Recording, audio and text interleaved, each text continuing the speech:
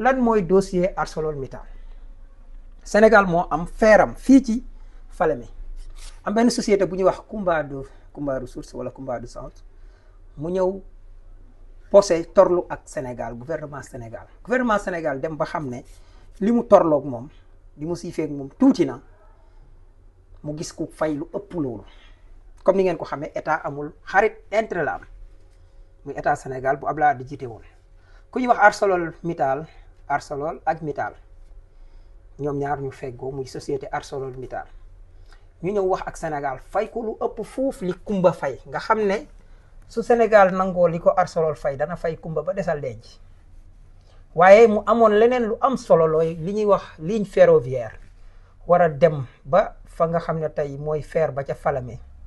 nga mën a wax oriental bi ñu gëndale ko tey yoonu saxaar kon nëga ni namuñ dara ci côté terrain duñ am terre bu bon bii nga xam ne saa yu feesee la Sénégal gën a ñàkk xaalis su may wax nag pas matériellement wala naan mais financement bi moo bon loolu laa ci jubloo wax maanaam saa yu feesee mooy Sénégal moo perte. naka la Sénégal jubóog Arcelor ci la ñu Kumba yóbbu tribunal de arbitrage ñu daan Sénégal plus de 200 milliards mu war koo fay Sénégal fay ko waaye séq ak Arcelor ndekete dem na côté ko en bourse Amérique ci bourse bi mu jural ko xaalis bu dul jeex ndeka du doon dóor Sénégal góor gi Abdoulaye Wade ca ful la jëf ak jom jaag ngor ga waaw daal di dem yóbbu leen ci yoon fa ko société bu ñuy wax Kumba yóbbu woon mu yóbbu fa ArcelorMittal wut cabinet d'expert américain mais société booba it wut cabinet yaakaar naa moom it même cabinet américain moom it muy jàkkaarloo ñuy expert ñuy càmbar lan la ci kii am ak lan la ci kii ñàkk. société bi nga xam ne moom la ñooñu yoon mooy Hamilton société américaine US tout comme bu Sénégal ñu fay Sénégal fay xaalis bu bari société américaine boobu ñu càmbar ba ne daal li ñu gis ne moom la ArcelorMittal teg Sénégal ni ay procédures maam li mu ko yàqal tardel ko nangam ci temps ak xaalisam bi mu yàq ak li mu ci am moom ci teraanga moom ArcelorMittal loolu bu ñu koy xayma mi ngi toll ci 2343 milliards ñii ne ëpp na ko ci loolu lañ ko bloqué kon su fekkoon Arcelor mooy bi mu bëggee négocier dem ci table de négociation pour ñu wàññil ko xanaa kon manees na ko wàññil sax mu nekk 2000 milliards déedéet du ko de wala sax su góorgóorloo wala ñun ñu xaw a wàññi suñ loxo muy 1500 milliards déedéet doonu ko de wala sax muy 1000 milliards buñ ñàkkee fayda déedéet doonu ko wala sax 500 milliards ba tey buñ gënee ñàkk fulla waaye di déedéet doonu ko wala sax bu demee ba mën a ñàkk mu nekk 250 milliards boobu la ñu fayoon kële waaye déedéet comme ArcelorMittal Inde boobu Mittal moo ñu gën a liggéey ndey fekk ñu am président bu ñàkk jom bu mel ni Macky Sall moo tax sama teggin Macky Sall mënu ko am ku ñàkk jom ku bon ku soxor ku bañ réew mango maa ko wax bu ma ci góobee gar dem ne daa négocier ak ñoom ba société américain boobu société boobu mujj fay 150 millions de dollars xam ngeen ñaata la ci CFA 90 milliards francs CFA avocat Sénégal yi ñu jëloon pour mu négocier Sénégal yëguñ ci ñoom ñi ne ci pat ñu versé ko ci benn compte maanaam benn compte dañ ko ci viré ci 2 comptes ñuy wax CAP Corpa muy nekk ci BND Paribas benn avocat bu ñuy wax François Mayer moom moo ko géré avocat français tappalay Macky Sall avocat Sénégal yi moom yëgatuñu parce que au moins mën naa am ay patriotes yi ci nekk moo tax waaye soxna yi ak mbokk yi fan ngeen yi gën a waaroo xaalis boobu pour mu dugg il faut ki ñuy wax agence judiciaire de l'État signé ko xam ngeen kan moo doon agence judiciaire de l'État soxna Aïssatou Gassama mbokk yi xam ngeen lan la Aïssatou Gassama bokk ak Macky Sall mbaa xam nga ne ci kër baayu Aïssatou Gassama la Macky Sall juddoo waaw turandoo Macky Sall moo jur soxna soosu soxna si di ko am jom ne lànk naa du ma ko signé di ree du ma ko signé du jooy ndax lii du intérêt Sénégal xam nga nu mu Macky Sall def ak ni bi ñàkk jom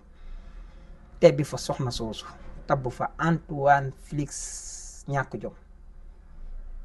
mais nag ma rassuré leen du Antoine moo signé Aly Ngouille Ndiaye mii di jéem a jaay ak baax tey di wax moom la ak li muy ñàkk jom moom it moo jolof di bàkkoo naan surtout Alboury nga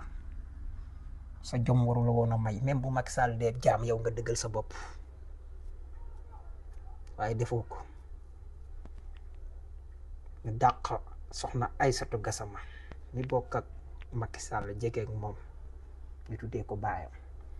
dama koy bañ a laal sax muy côté famille kon ma wax leen nam juddoo ak fa mu juddoo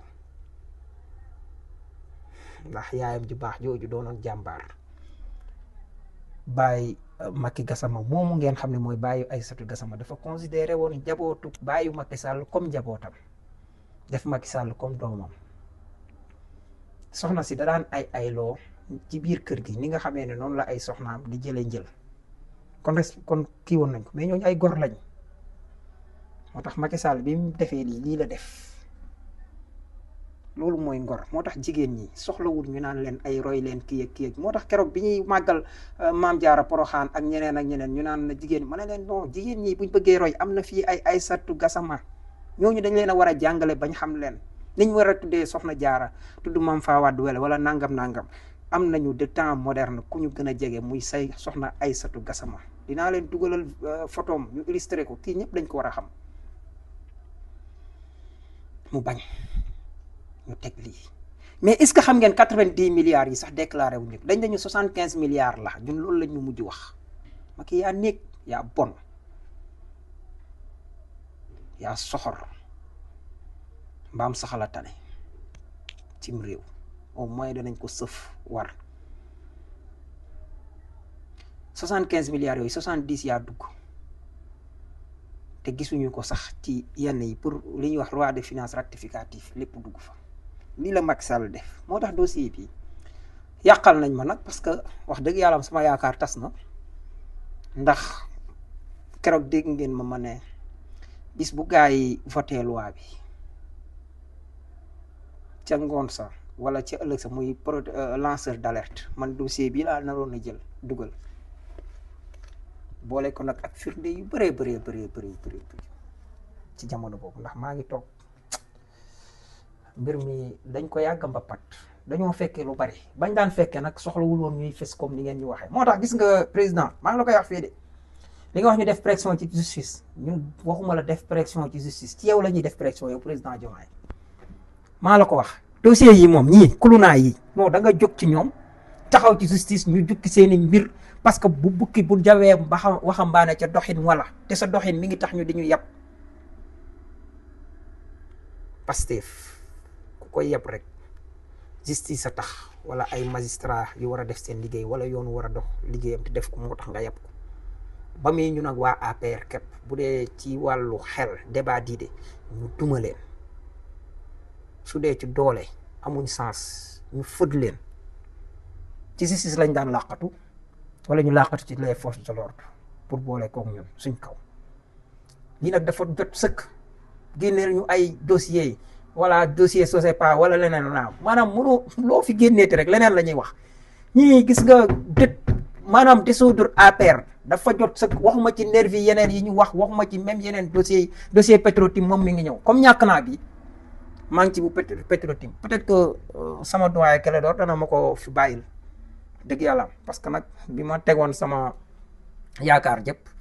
troublé nañ ma